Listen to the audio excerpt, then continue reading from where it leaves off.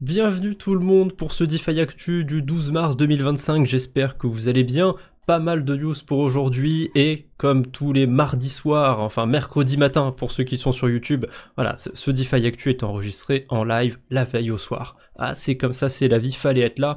Bref, on commence par Arthur Hayes qui pense que Bitcoin pourrait atteindre un plancher autour de 70 000 $. Voilà, il mérite pas d'aller en dessous, soit une correction de 36% par rapport à son ATH, ce qui, pour lui, est normal pour un marché haussier. Il y a plein de choses qui sont normales, mais ce truc de on est dans une correction saine de marché, j'en ai un peu marre de le voir, ça me saoule honnêtement. Soyez patient, BTC a probablement un bottom autour.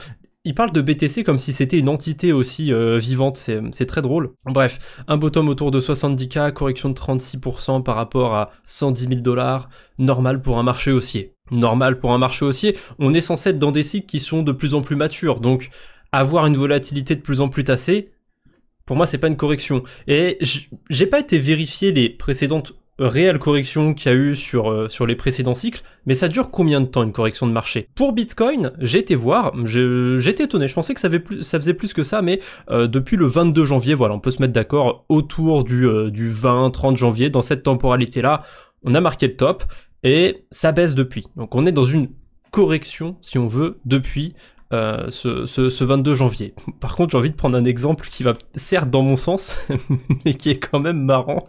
C'est que Ethereum, s'il fait une correction, il fait quand même une sacrée correction et ça fait un sacré moment puisqu'il y est depuis le 9 décembre. Donc décembre à janvier, janvier à février, février à mars, ça fait 3 mois.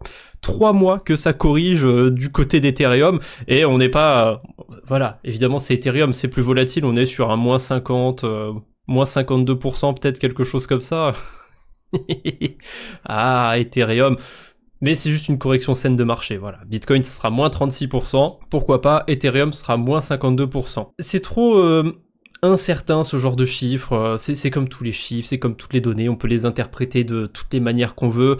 Par contre, j'ai quand même du mal à dire que c'est une correction normale par rapport au précédent cycle. Si on va dans le sens où on a un marché de plus en plus mature, moins volatile, c'est une correction clairement anormale, et même par rapport aux autres cycles, ça me paraît quand même pas mal. Sur la durée, sur le pourcentage aussi, ça me paraît assez vénère. On enchaîne avec les ETF. Je vais passer ça assez vite parce que en ce moment, on est blindé de ce genre de news. C'est un peu comme le JT à la télé. Les médias crypto en ce moment, ils savent pas de quoi parler, donc ils prennent vraiment tous les sujets débiles qui leur passent sous le nez, et toutes les petites news qu'on peut avoir autour des ETF, voilà, un tel qui va déposer une demande pour un ETF, un tel qui va changer une faute d'orthographe dans le truc qu'il a déposé pour son ETF, enfin, voilà, dès qu'il y a le moindre truc, dès qu'on peut caler ETF dans une news, allez les gars, on sort ça, c'est parti. C'est pas grave, même si ça fait 4000 vues, il faut qu'on sorte des trucs, là. Il se passe rien sur le marché, mais nous, on doit faire 10 posts par jour, donc c'est parti. Voilà, ça me saoule un petit peu. Il y a tout le temps ce genre de news, et au final, c'est juste il y a des trucs qui sont déposés, mais il y a rien qui passe, il y a rien qui est accepté pour le moment. Peut-être qu'il y a plein de trucs qui vont être acceptés d'un coup, et je sais pas, ça va être la folie pendant quelques temps, ça va relancer l'euphorie, mais en fait, on en voit tellement passer de ce genre de trucs que tout le monde s'en branle maintenant, et je me demande même limite si les gens, si ce genre d'ETF sont vraiment acceptés, je me demande si les gens s'en rendront compte en fait. Parce qu'on a tellement eu d'annonces de « Ah, un tel il a déposé sa demande » que les gens, ils font peut-être la confusion. Ils se disent qu'il y a peut-être je suis sûr qu'il y en a qui pensent qu'il y a déjà des ETF autour de XRP, autour de Solana et compagnie. Un truc aussi qui va trop loin par rapport à ces demandes d'ETF, c'est que là on a Movement, donc une blockchain qui vient de lancer son mainnet, on va en parler un petit peu plus loin dans les news. A priori, il y a déjà des demandes d'ETF sur ça. Le truc n'a aucun recul, c'est tout frais, c'est tout jeune. À quel moment c'est accepté un truc comme ça? Bref. On verra, peut-être qu'on en reparlera à l'avenir. Oui, il y a le projet World Liberty Finance qui a investi entre autres sur le token Move, même s'ils n'ont pas une énorme exposition au token Move, hein, ça doit être moins de 5% de leur portefeuille, mais quand même curieux. Je me demande, je fais encore une parenthèse, mais je me demande pourquoi World Liberty Financial, ils investissent sur Move, ils investissent sur Sei, sur Tron. Je serais curieux de... peut-être pas de m'exposer directement à ces tokens, mais de faire un paper wallet et de voir si c'est une bonne idée de copier le portefeuille de World Liberty Financial. Mais, je sais pas, il y a quelque chose. Disons que Trump, sa fortune, il se l'est pas faite... il se l'est fait d'une certaine manière, avec un certain opportunisme. Donc, je sais pas, il y a quelque chose à surveiller. Deux petites news ou trois, je sais plus, autour de BTC. On a tout d'abord Bitwise qui lance le Bitcoin Standard Corporations ETF. C'est encore une news autour des ETF, mais celle-ci elle est marrante. C'est un fonds qui suit les entreprises cotées détenant plus de 1000 bitcoins.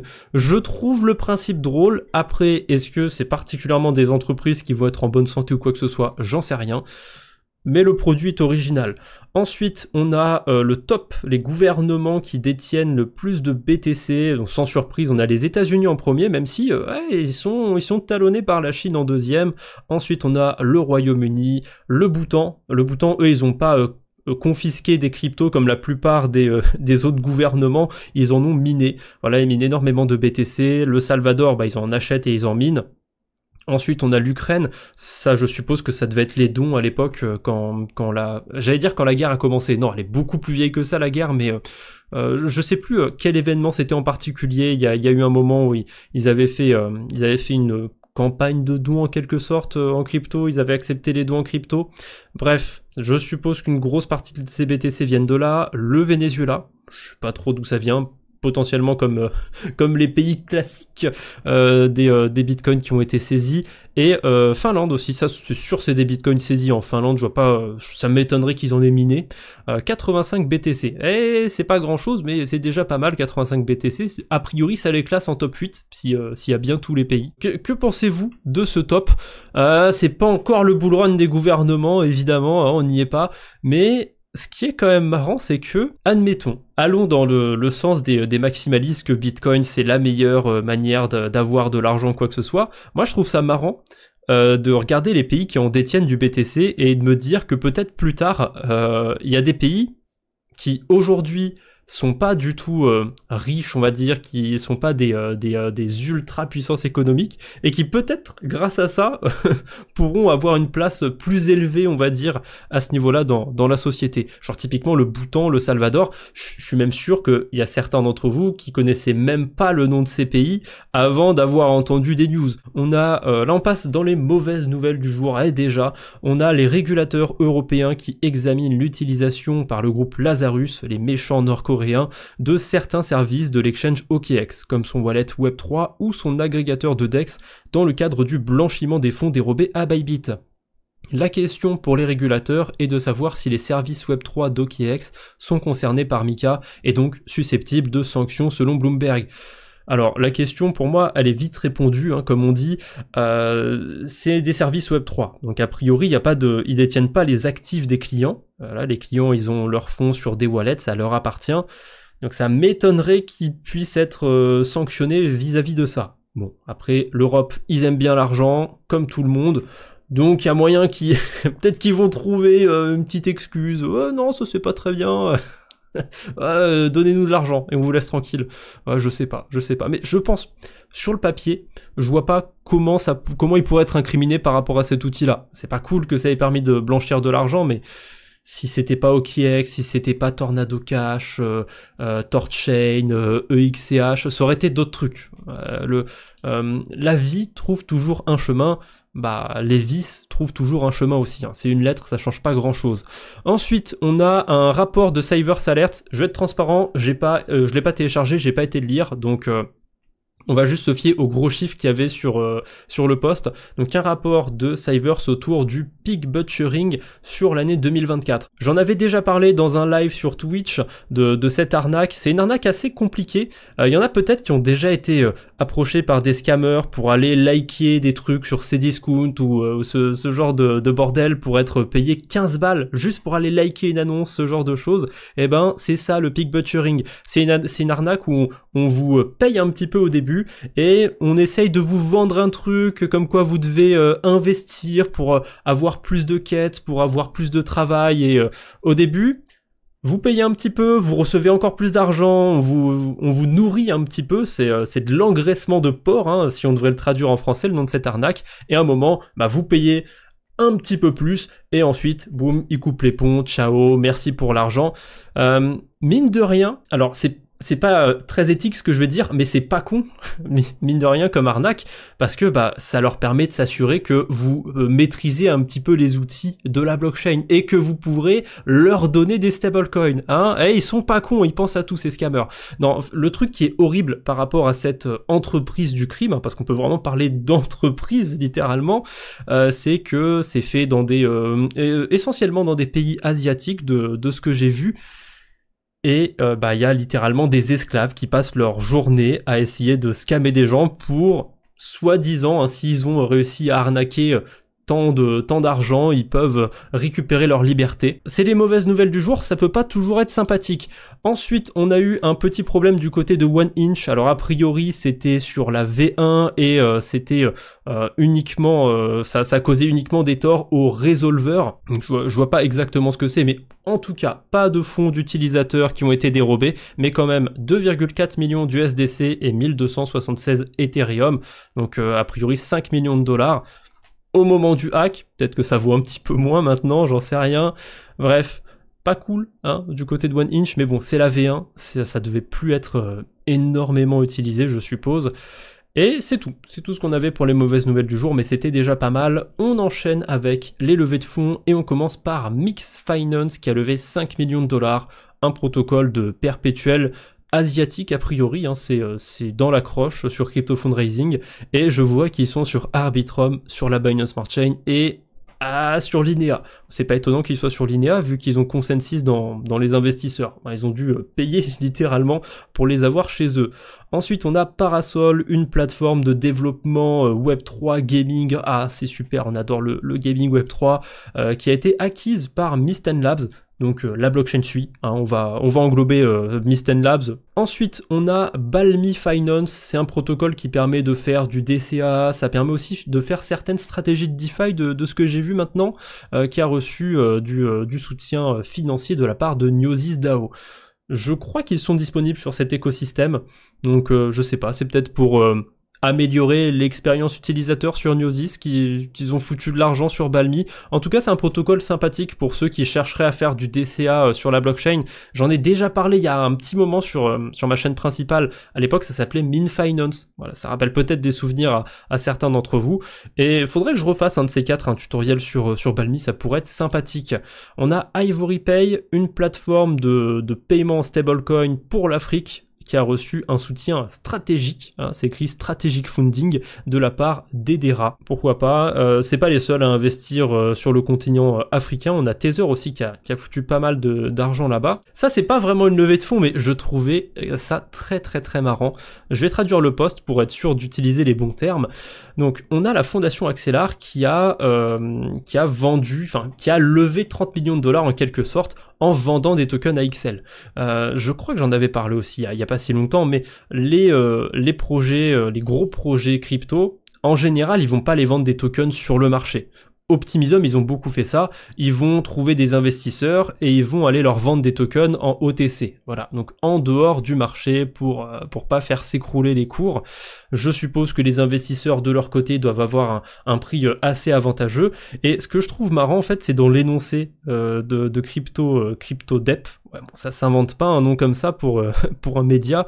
Axelar Fondation, du coup, l'association à but non lucratif qui soutient la croissance et l'adoption d'Axelar, dévoile ses ventes stratégiques de jetons d'une valeur de 30 millions de dollars. Et c'est quand même une petite somme sympathique hein, pour une association à but non lucratif. Donc oui, je suppose que tout cet argent va être investi. Voilà, l'entreprise prévoit d'utiliser le nouveau financement pour se développer dans les RWA, facilitant ainsi la connectivité institutionnelle des blockchains. Axelar est une infrastructure d'interopérabilité reliant tous les types de blockchains, d'actifs et d'applications. 30 millions de dollars hein, juste pour faire du RWA a priori. Est-ce que il y aurait pas des projets? Est-ce que le fait de faire une fondation pour un projet crypto, je fais pas d'affirmation, juste des hypothèses, mais est-ce que un projet crypto, ce serait pas de l'optimisation fiscale, toutes ces fondations? On en parle quand il y a les airdrops. Ah, tel projet, il a sorti son compte de fondation, donc c'est que l'airdrop arrive. Est-ce que de leur côté, ce serait pas une petite optimisation fiscale? de se vendre comme une association à but non lucratif et de vendre 30 millions de dollars de tokens. Ah, je sais pas, il y a quelque chose. En tout cas, Axelar, pour faire une petite parenthèse sur eux, ils sont bien fait bouffer hein, par Layer 0 et aussi par Chainlink avec le CCIP. Ouais, Axelar, je crois que ça m'est arrivé de l'utiliser ces 6 derniers mois, on va dire, mais très très peu par rapport à Layer 0 et à CCIP. Je crois que si on bridge sur la blockchain Fractal, on peut passer par Axelar, c'est pas le plus mauvais. Mais bon, c'est pas bon, après c'est pas dingue les bridges qu'on a sur Fractal. Allez, on termine les levées de fonds par Captain Tsubasa Rivals, un jeu blockchain, football, NFT, tout ce qu'on aime. Et pour ceux qui n'auraient pas reconnu le nom de la licence, Captain Tsubasa, c'est Olivier Tom en France. Il y a déjà des jeux, Captain Tsubasa, c'est pas nouveau, il y en a depuis la NES. Il y en a un qui est sorti sur PS2, il y en a un qui est sorti en 2020 ou 2021, je sais plus. Je crois que c'est que sur PC. Ah non, PS4, Nintendo Switch, PC. Berthe, quoi, il y a même un si ça vous convainc pas, il y a même un partenariat avec la Ligue 1. Bon, moi, franchement, j'en ai rien à foutre du foot. Je le dis, c'est comme ça. Mais merde, pourquoi lever 5 millions de dollars pour aller me foutre des NFT ça fait 20-30 ans qu'il y a des jeux sur cette licence, ça marche très bien, il n'y avait pas besoin de mettre de NFT. Aïe. Allez, après les levées de fonds, on enchaîne, comme d'habitude avec la Minute DeFi, quelques actualités qu'on va passer plus ou moins vite, je sens que je vais prendre beaucoup de temps, mais qui sont quand même intéressantes. On commence par Movement, ça y est, le mainnet de Movement est live. J'ai été voir le 10 mars, donc le jour du lancement du mainnet, ce qu'il y avait de beau sur cet écosystème. Il y a quelques DEX, d'Aptos, quelques protocoles de lending, en tout cas c'est ce que j'ai vu, ce que j'ai trouvé. Mais il y avait aucune liquidité pour l'instant, c'était pas encore au point, c'était pas non plus listé du côté de DeFi Lama. Pour l'instant, il n'y a pas grand chose, j'attends un petit peu, j'irai voir dans les prochains jours et qui sait, peut-être que j'en parlerai dans un Quadbo sur la DeFi, peut-être que j'en parlerai dans une autre vidéo d'actu, j'en sais rien pour le moment, ça vient d'être lancé. Ensuite, on a Layer 0, toujours autour de Movement, qui supporte cet écosystème. Voilà, on va pouvoir transférer des tokens Move, de l'USDT, de l'USDC, de l'Ether et du BTC depuis Ethereum. Ça va utiliser du coup Layer 0. C'est pas sur Stargate, ça sera a priori sur le bridge officiel de Movement, mais je suppose, vu que les stablecoins auront le standard de Layer 0, je suppose qu'on va vite pouvoir les bridger depuis Stargate et depuis toutes les autres blockchains qu'on connaît bien. Ensuite, on a Starknet qui annonce devenir un Layer 2 de Bitcoin. Ils ont fait un gros thread pour parler de tout ça. Rien de très nouveau, hein. Ça fait un petit moment qu'ils ont annoncé se rapprocher de l'écosystème Bitcoin. Là, ils ont posté un thread. J'ai pas eu le temps d'aller le lire en entier. S'il y a des choses intéressantes à en dire, on en reparlera. C'est marrant parce que je voulais faire un quad beau sur la DeFi sur Starknet, mais ouais, je voulais mettre des guillemets parce que c'est plutôt quad moche. Starknet, je pense que c'est un écosystème qui est un petit peu en train de mourir et je voulais faire un état des lieux, voir si mon hypothèse était fausse, si ça se confirmait un petit peu. Ouais, je voulais faire un état des lieux, je sais pas si je le ferai, mais un de ces quatre. Je pense que j'irai faire un tour du côté de Starknet, voir ce qui reste là-bas. Ensuite, on a CCTP qui lance la V2. Alors pour l'instant, c'est disponible sur Avax, Base et Ethereum. Ça arrive bientôt sur Linea, Arbitrum, Solana et voilà, sûrement d'autres blockchains encore dans l'année comme ils le disent. Globalement, c'est la même chose que la V1 mais plus rapide, ça fonctionne mieux. Voilà, CCTP c'est globalement le bridge qui sert à échanger des USDC mais pas que. Qu'est-ce que vous voulez que je vous dise? Ça marche très très bien et si là on peut bridger en quelques secondes seulement, c'est très très cool. Ensuite on a Lombard, j'aime beaucoup ce protocole, le LBTC de Lombard arrive sur AAV, sur la blockchain Base, ils étaient déjà sur Ethereum et ils étaient déjà sur d'autres protocoles de lending sur Base mais maintenant ils sont dispo sur AAV. On a la blockchain Inc qui est disponible sur Jumper. Je sais pas trop ce que vous allez foutre sur cet écosystème, à part peut-être des quêtes sur Layer 3, ce genre de choses, mais écoutez, c'est cool, c'est disponible sur Jumper, ça marche très bien. On a Aerodrome qui a refait son interface au niveau du swap, donc c'est plus clair, c'est plus rapide, c'est optimisé pour mobile. Bon, sauf que ça, c'est une interface que je verrai jamais ou quasiment jamais de ma vie, parce que faut jamais échanger sur Index, il faut toujours passer par un agrégateur, on obtiendra de meilleurs retours, sauf si ces salopards prennent des frais, mais dans ce cas-là, on arrête de les utiliser quand ils prennent des frais et on va chez la concurrence.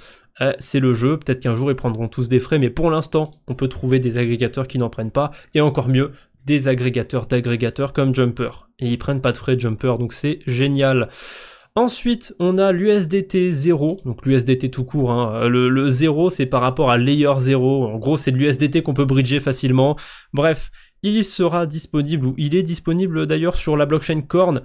Corn, j'en ai parlé dans le dernier DeFi Actu, l'airdrop arrive ce mois-ci, a priori, ou en tout cas le lancement du token est pour ce mois-ci. Il y a eu 2 manières de farmer cet airdrop. Au début, il y avait des vaults sur Ethereum, on pouvait bloquer des liquidités, un petit peu comme sur Blast à l'époque. Ils ont lancé leur Layer 2, ça a bidé un max. Personne ne l'utilise ou ne l'a utilisé. Est-ce qu'il y aurait pas un coup à jouer si vous avez déposé peut-être dans les vaults sur Corn?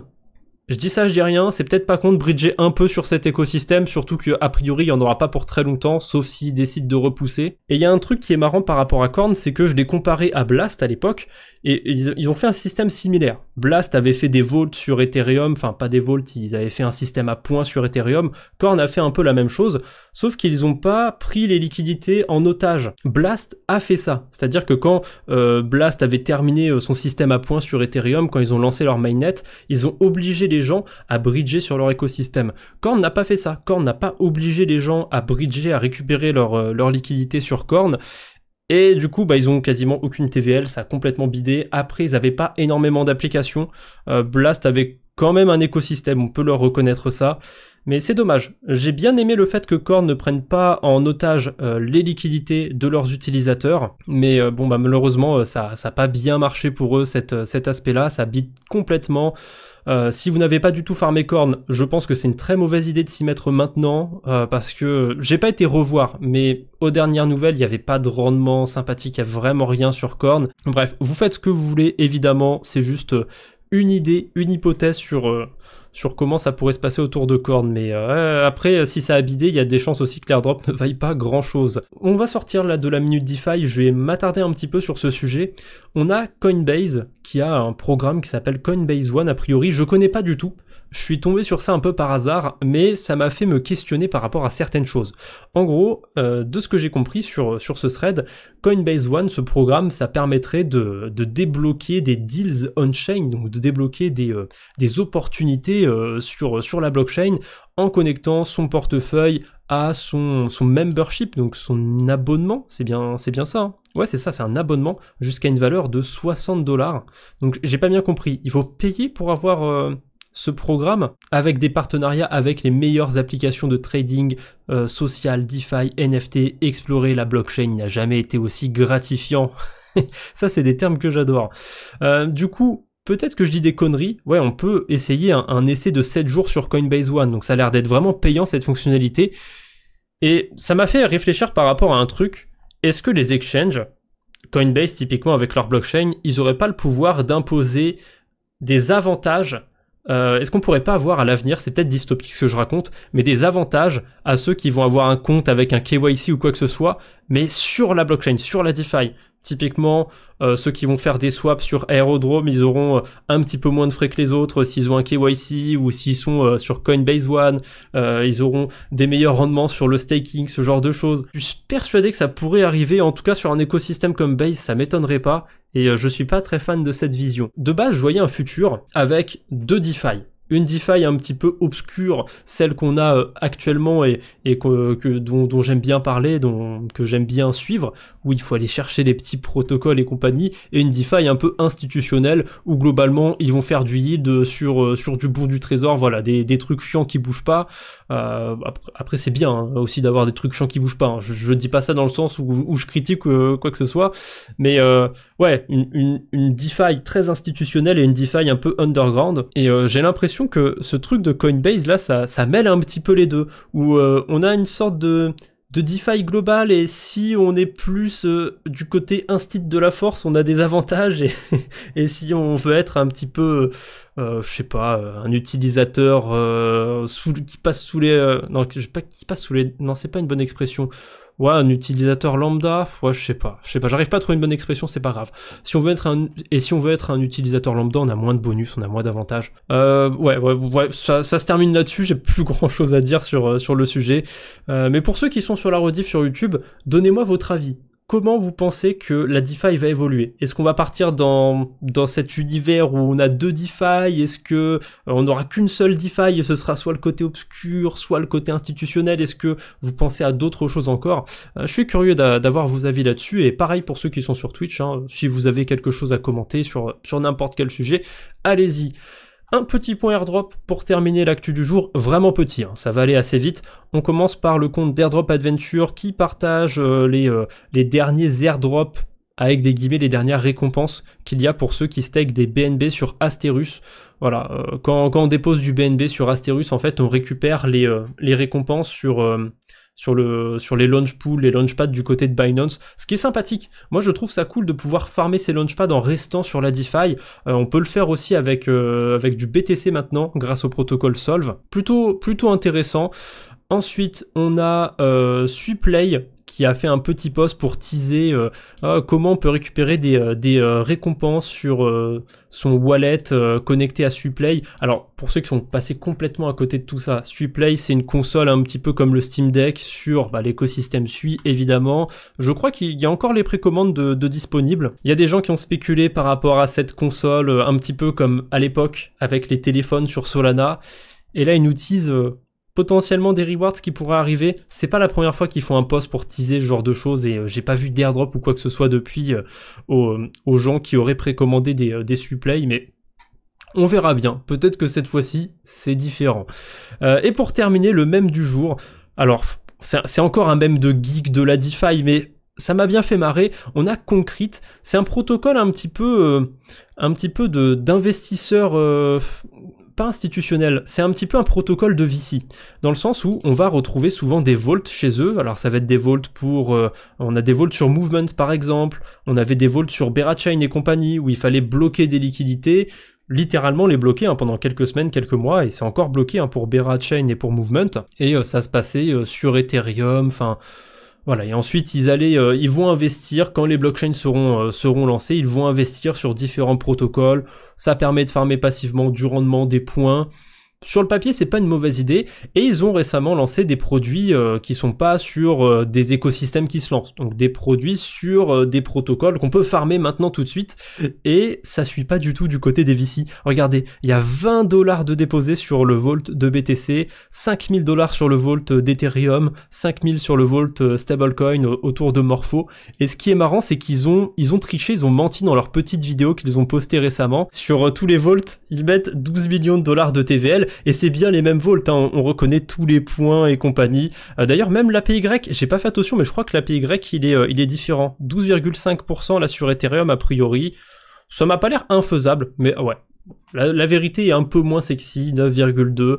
Pour BTC, j'ai pas fait attention, on a BTC qui passe rapidement un petit peu plus tôt dans la vidéo. Ouais, là, le rendement pour le coup est moins bien sur la vidéo. Après, c'est du BTC, donc c'est un rendement assez cohérent, 2-3%. Voilà, ils nous vendent le produit sur leur petite vidéo, 12 millions de TVL, et quand on va sur le protocole et qu'on voit 20 $ sur le vol de BTC, j'avais trouvé ça hilarant. Bref. C'est mon petit mème du jour, et est-ce qu'on n'en aurait pas un deuxième pour aujourd'hui? Allez, un petit deuxième. On a le compte Crypto Together qui a dit « Nouvelle ATH de Bitcoin en mars, je me coupe une coronesse en live si c'est pas le cas. » Allez, on va terminer la vidéo là-dessus. Merci de l'avoir regardé pour ceux qui sont sur YouTube, sur la rediffusion. N'hésitez pas à passer un mardi soir, un jour en live sur Twitch, c'est sympathique aussi. Allez. Je ne vous embête pas plus pour aujourd'hui, on se retrouve bientôt j'espère, d'ici là portez-vous bien, salut tout le monde.